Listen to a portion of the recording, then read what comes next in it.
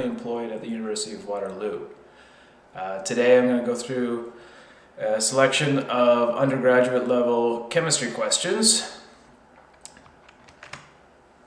So we're going to start with this calorimetry question. So it says, in a constant pressure calorimeter, we have 70 mils of 0.32 molar barium hydroxide, and we're going to mix it with 70 mils of 0.64 molar HCl.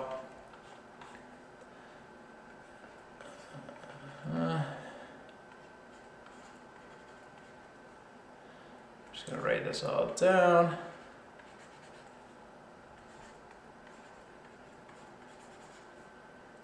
And that's going to react to give us barium chloride and water. And I should have left more space here for balancing, because we're going to need two of these and two of these. I just realized that was balanced up poorly. Oh, there should be two of those. There we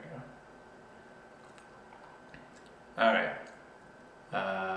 So now we have two oxygens, four hydrogens, two chlorines, and a barium. So that looks good. Alright. I'm just gonna make that a little bit clearer.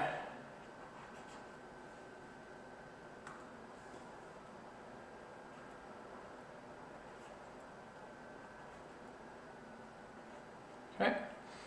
Alright. And now this reaction caused the temperature rise from 22.94 degrees Celsius to 27.30. Should put a T there. 22.94. So that means our delta T is just 4.36. And now we're going to assume that the solution has the same density and specific heat as water. So our density is just a gram per mil and 4.184 joules per gram degrees Celsius. Now it wants to know what delta H is for the reaction per mole of water produced. And we're going to assume that the total volume is just the sum of the individual volumes. So our volume is just 70 plus 70, which is 140. And now we're looking for delta H per mole of water. So we're going to start off by calculating the heat using our heat equation that we will have been introduced to, or many students would be introduced to.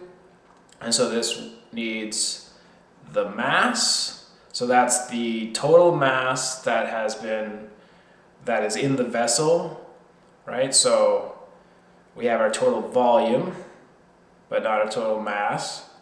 Our specific heat, which is 4.184.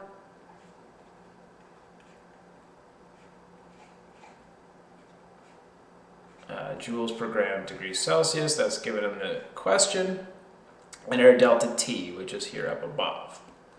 To get our mass, we can calculate it from our volume using our density. So our density is 1, and that's equal to our mass over our volume. And so that means that our mass is just 1 times our volume, which is 140 mils. So that mass is just 140 grams. I should have put the units in there, and then you would see the mils cancel, leaving us with grams. Okay, so we've got our mass, we've got our delta T, and we've got our specific heat. And so we can easily calculate what our heat is. Now I'm just going to clear some space here and keep some of these variables. So delta T is just 4.36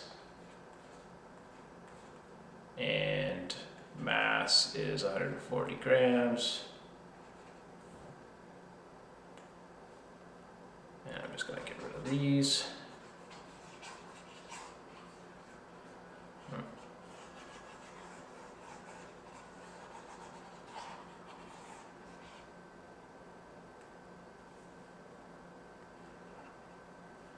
Okay, so our heat is again just MC delta T, which is 140 grams times 4.184 grams per degree Celsius joules per grams.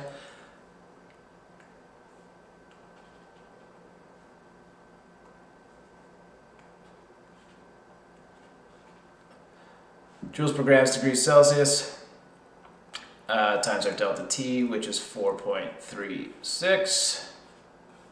So we can see that these guys cancel.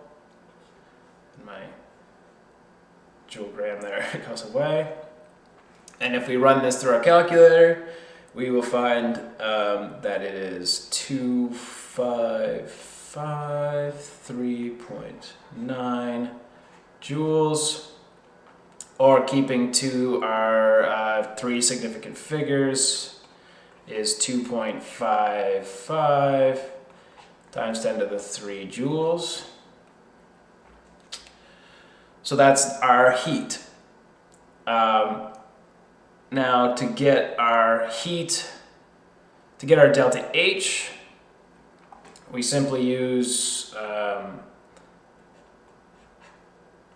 this equation.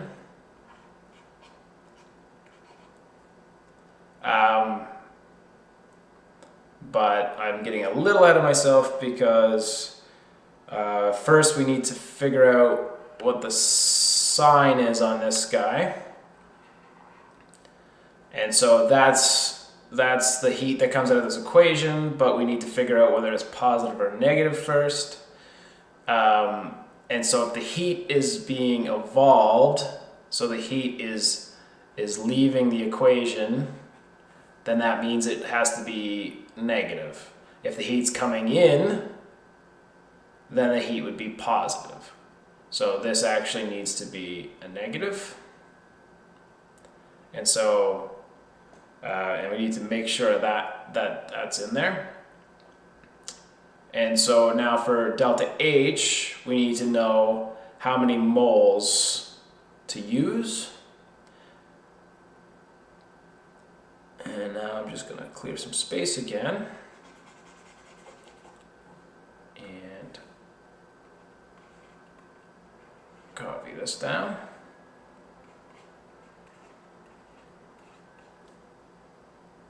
But I'm also going to copy it down with full digits because we don't want to end up with some rounding errors. And get rid of this. And all right. So now if delta H is Q over N, we just need N. So this would be the number of moles. We could use any of the number of moles in the reaction, and it would be our delta H per that mole of that species. So we could use the barium hydroxide, we could use the HCl. As the question wants the delta H per mole of water, we might as well do that. So if we look at this reaction, we can see that, so first what we should look for are any limiting reagents. So if we look here, the number of moles of barium hydroxide is so the molar concentration is moles per liter. So then, the concentration is moles per volume. So that means the number of moles is the concentration times the volume. So then this is just 0.32 moles per liter multiplied by the volume, but the volume will have to be in liters, not in milliliters. So 0.070 liters. And so that should come out to be 0.0224 moles. And similarly, the number of moles of HCl is just 0.64 times 70, which comes out to be 0.0448 moles.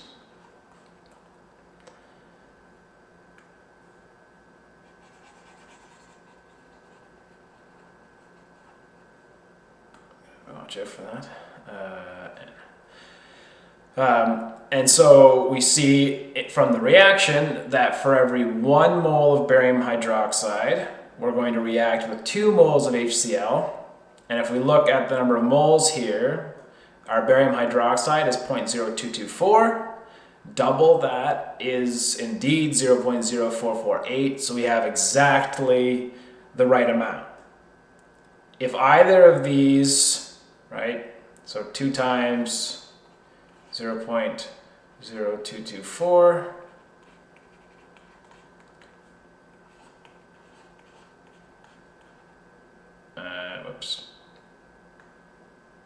is the 0.0448.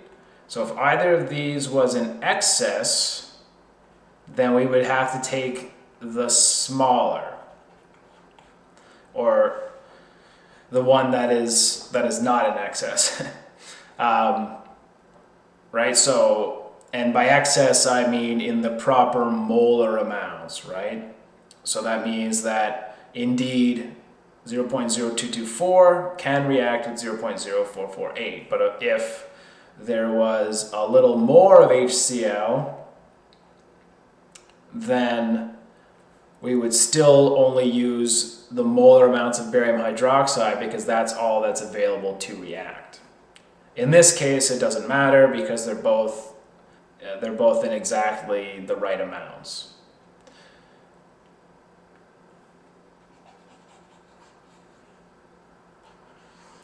Okay, so now we figured out the number of moles. We've ensured that neither species is in excess. And so we could use either of these molar amounts to calculate our delta H. But from looking at the balanced equation, we have for every 1 mole of this and 2 moles of HCl, we get a single mole of barium chloride and 2 moles of water. The question wants it in the molar amounts of water, and we can see that there's a 1-to-1 ratio between HCl and water. So that means that when we react 0.0448 moles of HCl, we get 0.0448 moles of water. Okay? So that's just looking at the chemical equation. So that means that is the number of moles of water, and so we might as well use that. And so our delta H is 2553.9 joules over 0.0448 moles. And that comes out to be minus 57.0 times 10 to the 3 joules per mole.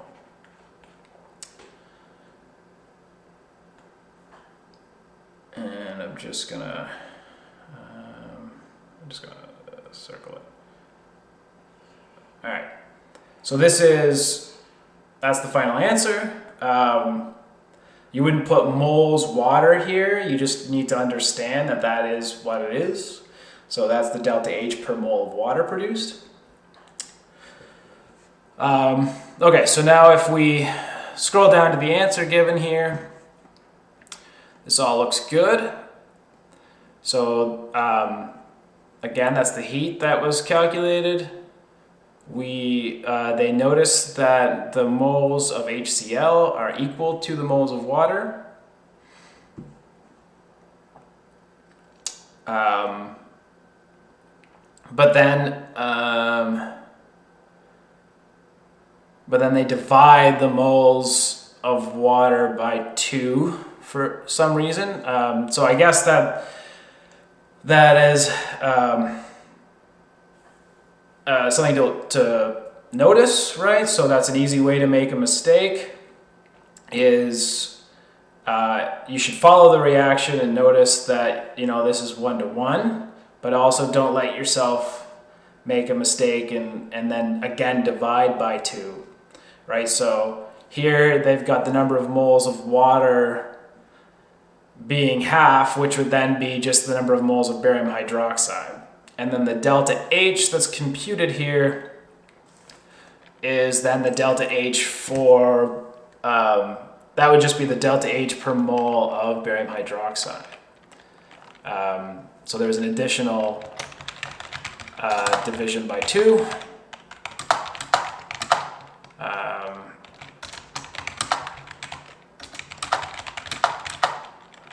Minus 57.0 kilojoules per mole, or 57.0 times 10 to the 3.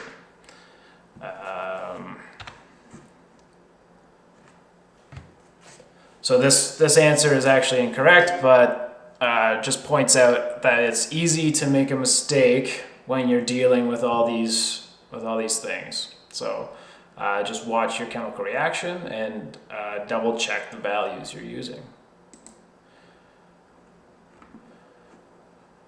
All right. Now we're going to start with a blank slate and move on to my second question here. So this is just asking, what is a conjugate acid and base pair? So depending on how you want to represent your acids and your bases, but just generally, if we have an acid and a base, so you could either have the Bronsted definition, which is basically what is given here. Then you're talking about hydrogen transfer, giving you something like this. I guess I'll put a little minus on that. If you're so this is kind of the Bronsted definition of an acid and a base. More generally, we can use the Lewis definition, which states that the acid is the species that accepts an electron,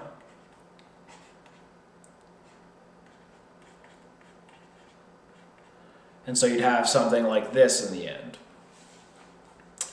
where the electron is being transferred from the base to the acid, and now you have a negative ion and a positive ion. Now I've drawn these poorly for discussing this, so I'm going to add in my second arrow, just to point out that these reactions are going back and forth. So what this really means is that you have two conjugate reactions. You have the first one I drew, and this conjugate reaction going on at the same time, which is the backwards reaction.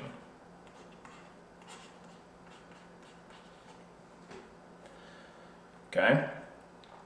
And if we look,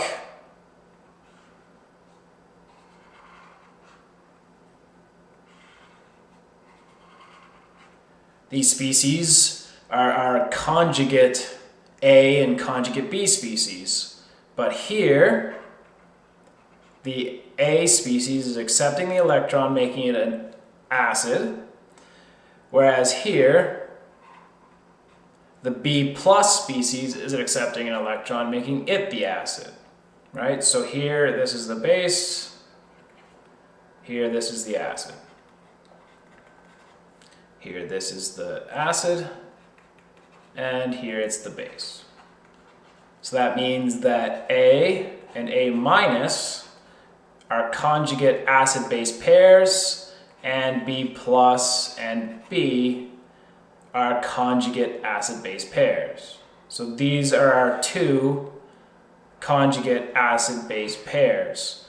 They are our conjugate species in our conjugate reactions, which in one of them they act as an acid, and in the other they act as a base. In the solution given, there's a bit more, there's an example given, which I'm not going to bother just repeating, right? So we have ammonia with water going to ammonium and hydroxide ion, and you can see that in this case it acts as both a Lewis and a Bronsted acid and a base, because we have hydrogen transfer as well as the appearance of electron transfer. Right, so in this case we have NH3 plus H2O, and now the H2O is transferring a proton, which so that's from the Bronsted definition, or there's an electron transfer this direction, giving us a positive species and a OH minus, right? So and if we rewrite this in our conjugate reaction,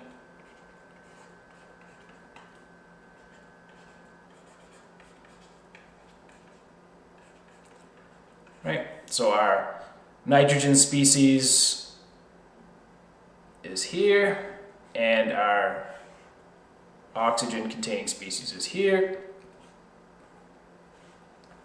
And we see that water acts as the acid here. And then now in our conjugate reaction, the hydrogen is being transferred this way, or alternatively, we can see it as electron transfer this way. And so now this is acting as the base, and this is acting as the acid. And so then NH4 plus NH3 are conjugate acid-base pairs, and H2O, OH minus, is a conjugate acid-base pair. Okay, and so then this solution is correct.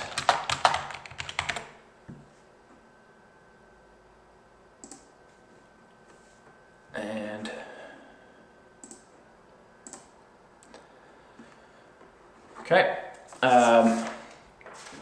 So this one's a math question that was in with the chemistry group. As sometimes you need to deal with rectangular and polar coordinates, so it's good to have a reminder. So rectangular coordinates are just our typical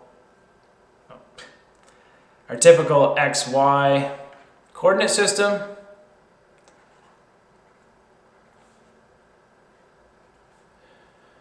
Where a point is given by x, y, right? And then polar coordinates are given by r, theta, right? So that's rectangular, and that is polar. Right, so both of those give the exact same point position, but whether it's rectangular or polar, you would have different values. And the easiest way to move between the two is actually just to look at our trig identities here. So this is going to be r cos theta. This here is going to be r sine theta, right? And so then that means that the x position is just equal to r cos theta, and the y position is just given by r sine theta. So that means that if you have, say, an equation like y equals minus 3/2 x, 1/5 x minus 2, which is actually just the equation for a ball which is thrown. It goes a height of 3 meters and a distance of 10 meters. And we wanted to know what that was in polar coordinates, then you simply just insert these expressions. But you do it without making any mistakes.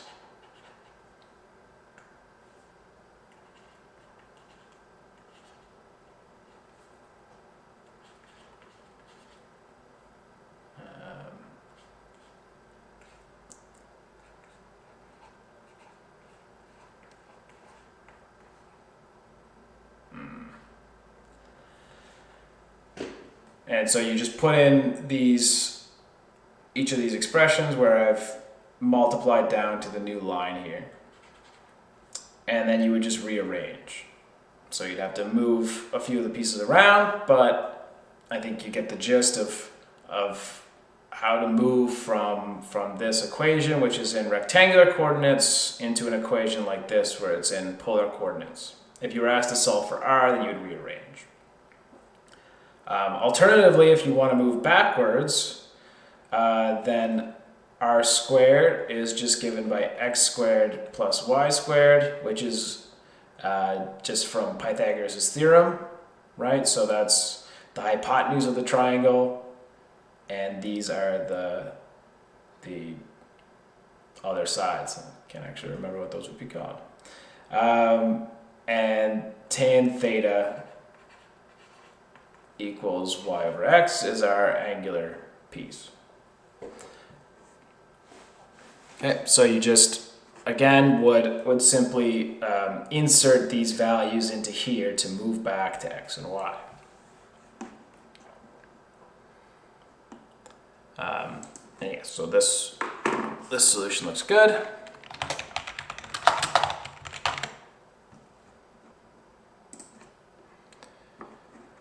And we're going to grab another blank here.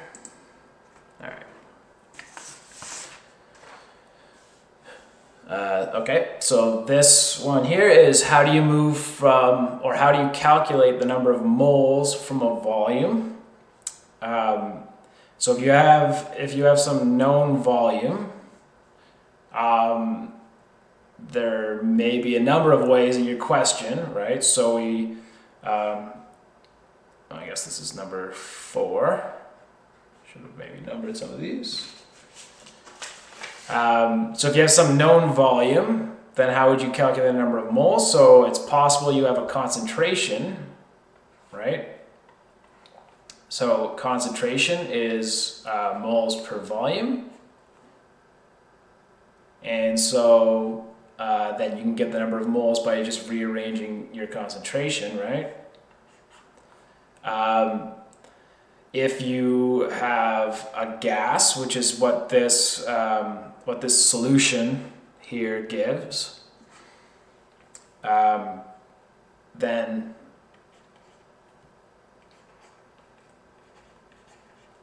from the ideal gas law, we have PV equals nRT. And so this can be rearranged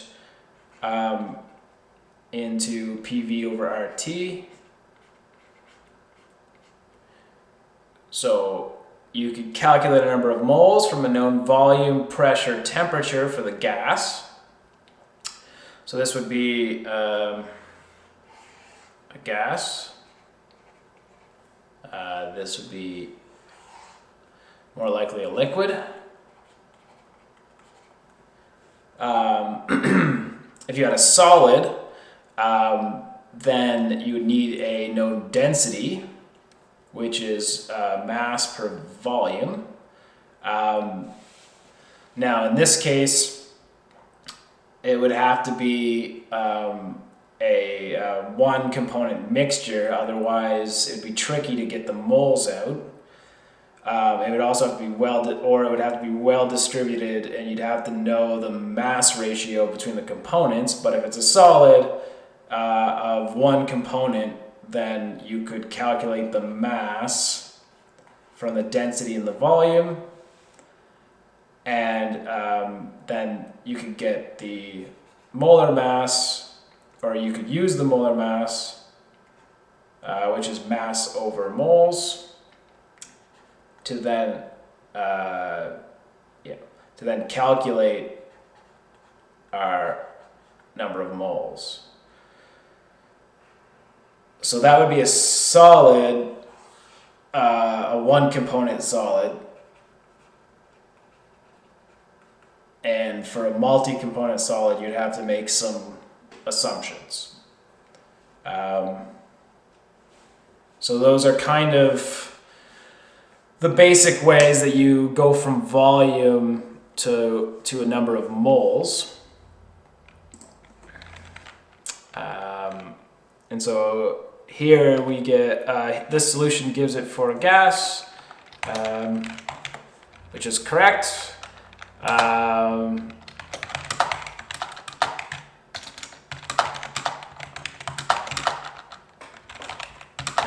solid. Okay.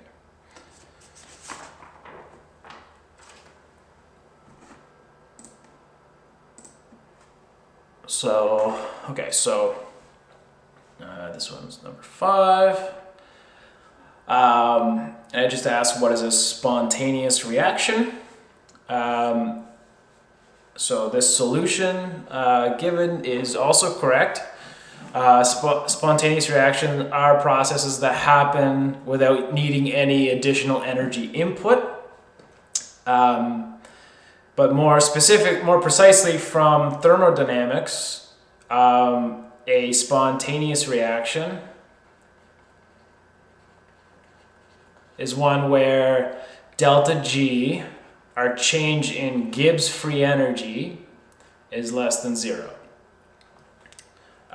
So delta G is delta H minus T delta S.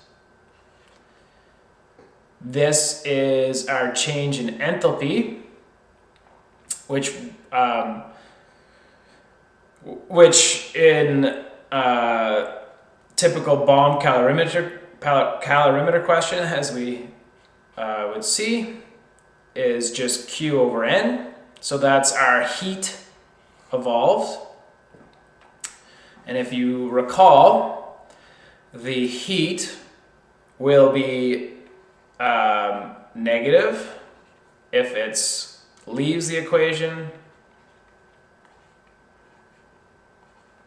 and positive if it enters the equation. Right? So our delta G will be less than 0 if we evolve heat, right? Or at least our delta H will be less than 0 if it evolves heat. Our temperature in kelvins, or in Kelvin, is always going to be positive, so that it won't affect anything. Our entropy will be, or our change in entropy, I should say, will be positive if disorder increases, is our kind of loose hand-wavy way of saying this. So if our disorder increases in pretty much all cases where we move states from solid to liquid to gas. So if we've created new gaseous molecules, then this will definitely be positive. And as there's a negative sign there, that means that delta G will be at least more negative. And what that means is if we are evolving heat and creating gas, then this reaction is definitely spontaneous. Whereas if we're moving, say, from a gas to a solid, that's going to be less spontaneous. And we'll probably actually need a heat input.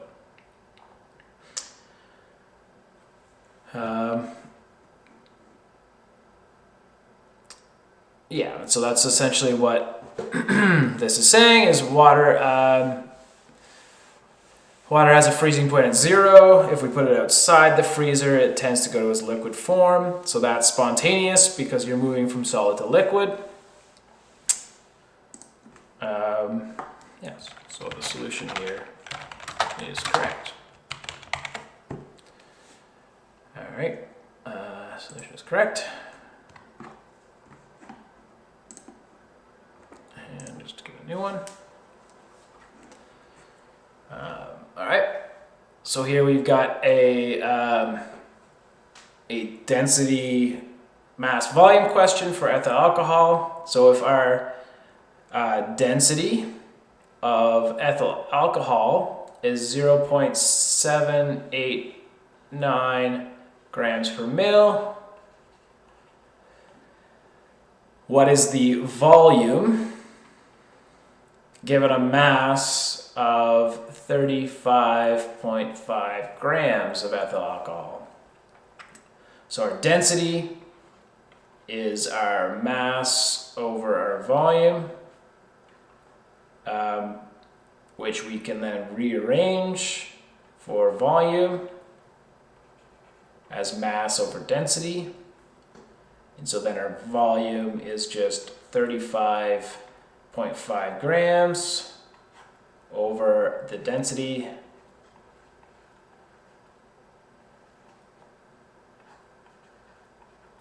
which comes out to be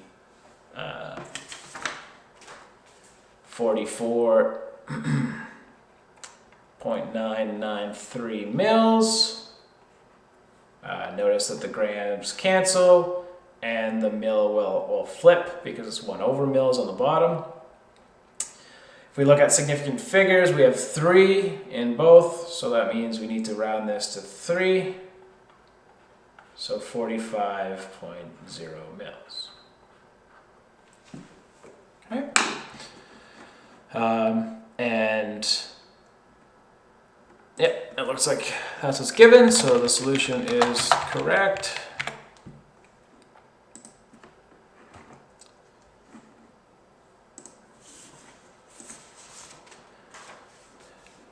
Oh, I'm out of order there. Okay. All right, so what is the electron configuration of an oxygen electron? So rather than wasting my periodic table here. Oops. All right. So if we look at our periodic table, recall that this here is our S block.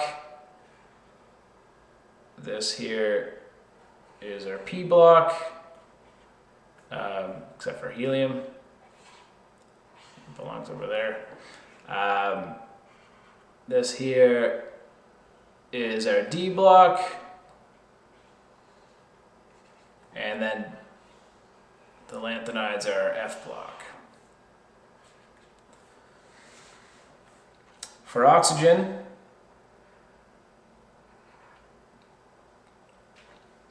we're sitting in the P block and in the main group elements, so the top row. And we just need to fill up electrons in the order where, so S block can take 2 electrons, P block can take 6 electrons, D block can take 10, and the F block can take 14. And so we just need to count. So as far as the 1s, which is the top row, so it goes down from the top. So 1, 2, 3, 4, 5, 6, 7, with the D block and F block doing kind of funny things, which is more covered in another question. We just need to count. So as far as for 1s, so our oxygen is going to have 1s electrons, and it'll have both of them. And then it'll move on to the 2s block, and it'll again have 2, so it gets them all filled. And then in the 2p block, it has 1, 2, 3, 4. And so then that is the electron configuration for oxygen.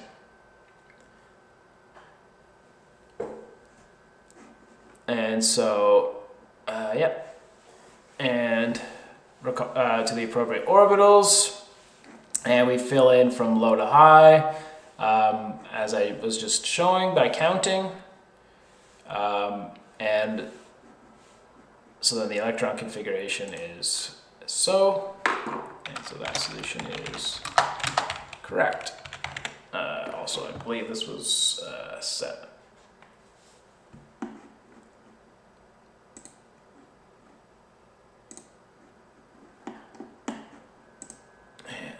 That.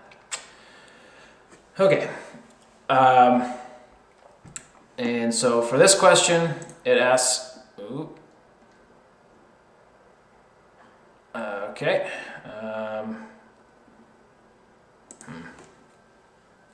Didn't expect that.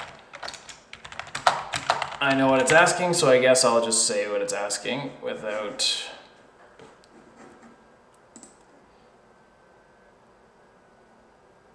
I'll just say what it's asking without expanding it. So it's just asking how a catalyst affects the reaction. And so a catalyst is just a species you add to a reaction, say to go from reactants to products.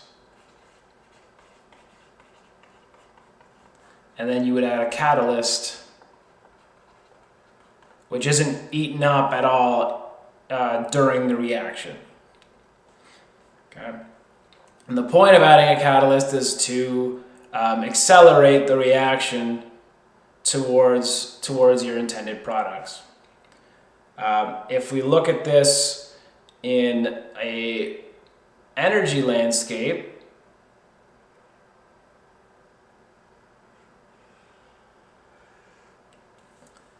where this is energy on this side here.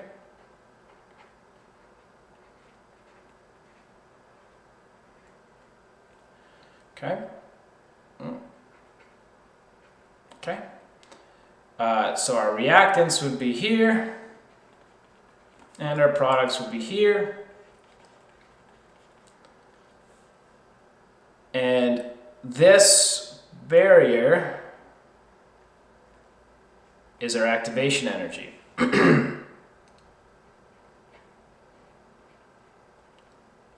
Okay. Many times it's given by EA, which is what I'm going to do now because I don't want to write activation over and over again. And recall that this goes back and forth, or can go back and forth, and so that would be the activation energy for the backwards reaction. And maybe I should pick either a lowercase a or an uppercase a. Now the point of adding a catalyst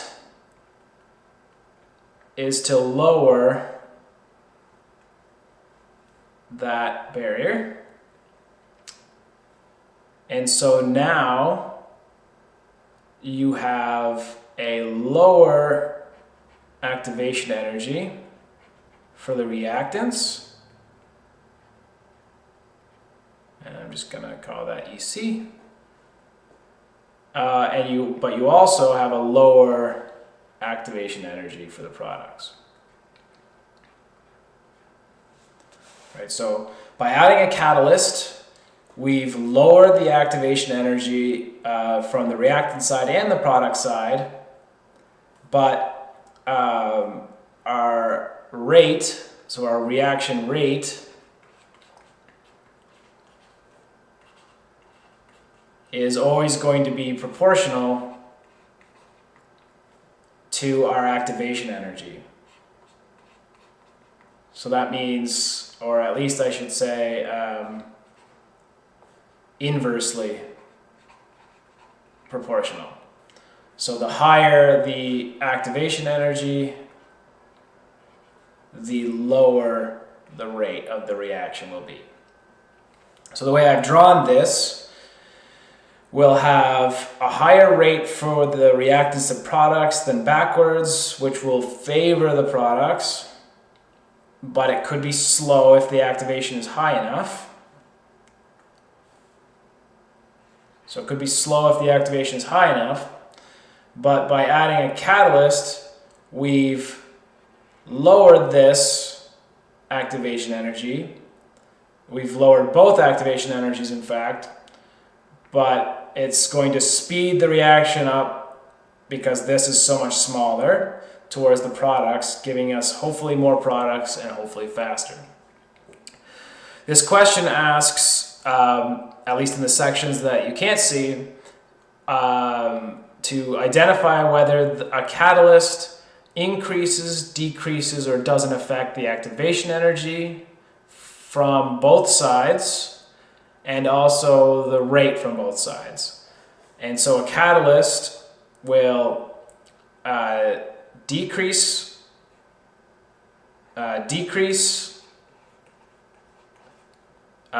reactant and product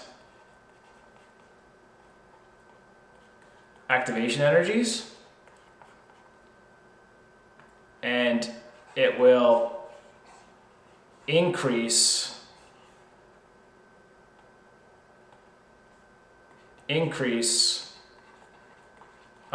the reactant to product rate,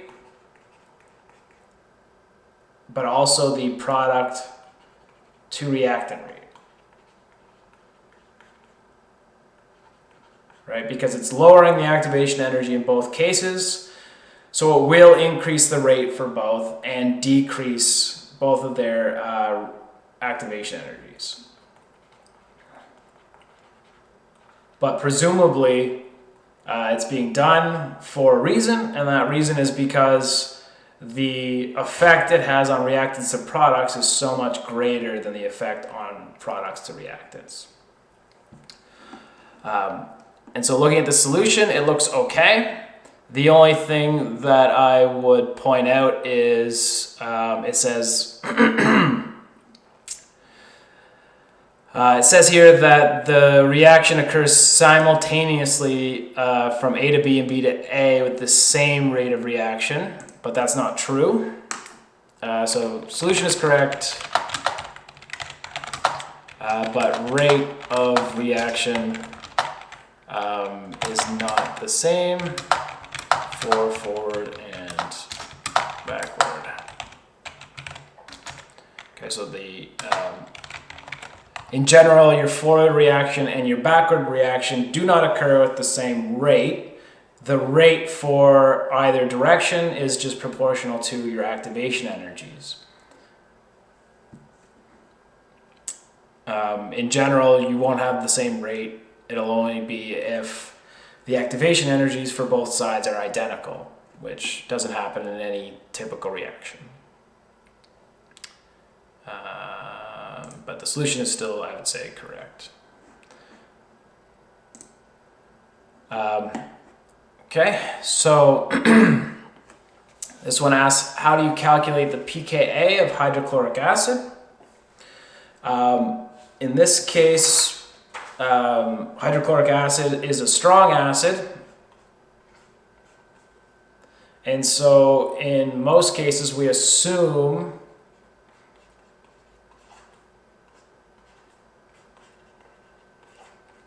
that it goes from 100%, it goes 100% to its products.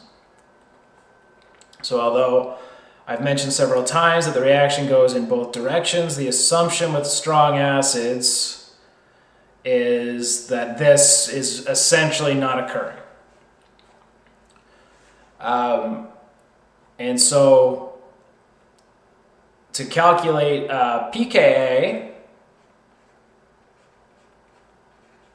we need a Ka, as the pKa is just the negative log of our Ka. And where Ka is our acid equilibrium constant, so Ka is just the concentration of H3O plus times the concentration of chlorine. So the concentration of our products over the concentration of our reactants. And this is at equilibrium.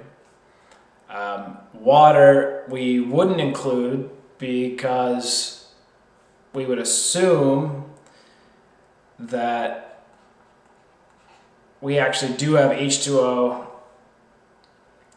I just realized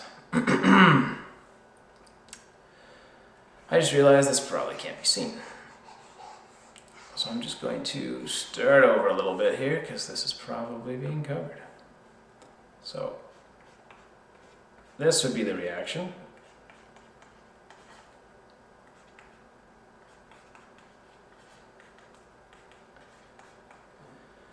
And so we would assume in calculating our Ka, which is our reactants over our product concentrations, we would assume that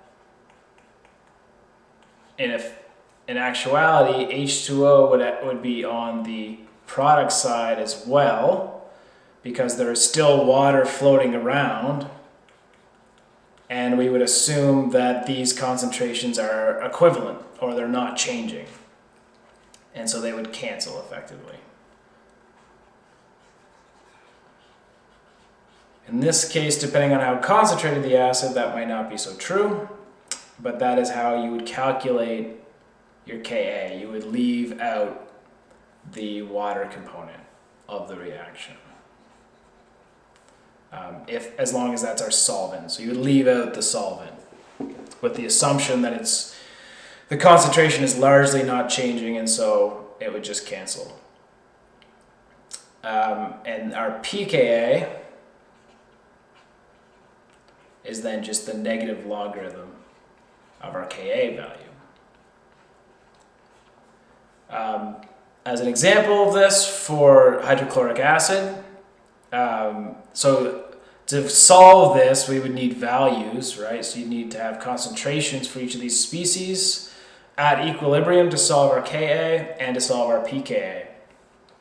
These are all well-documented values. So for, say, for HCl, pKa comes in at about negative 6.3 for concentrated HCl. So that would be 22.6 molar. And if you look at this, right, because this is a logarithm, that means that our Ka is roughly 2 times 10 to the 6. So that means at equilibrium, these concentrations are roughly 1,000 times more than the concentration of HCl. So again, that assumption that this moves 100% to the product side is well founded, right? Because the concentrations of these species will be 1,000 times the concentration of HCl at equilibrium. So for the most part, when that goes into solution, you have effectively these concentrations at equilibrium, and this is essentially 0.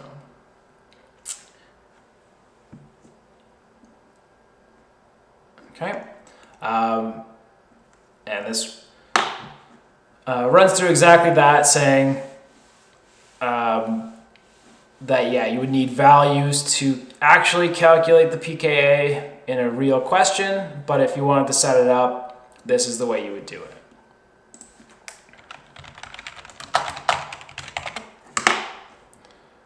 And I'll say that. And now, just for my final question here, which is,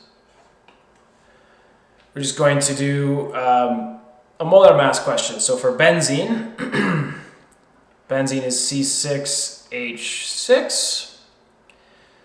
So the molar mass of benzene, you just use the molar mass of each of its constituent atoms. So we have 6 carbons, 6 hydrogens. So the molar mass of carbon is approximately 12.01 grams per mole. The molar mass of hydrogen is approximately 1.01 grams per mole. And so the molar mass of C6H6 is just 6 times 12.01 plus 6 times 1.01.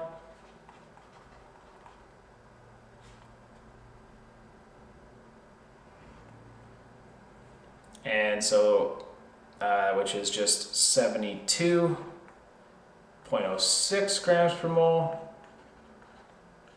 plus 6.06. And so then if you add those up, the molar mass of C6H6 is just 78.12 grams per mole.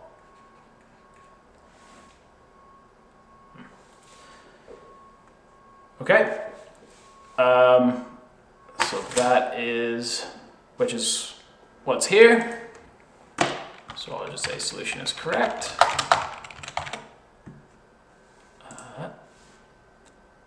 And that's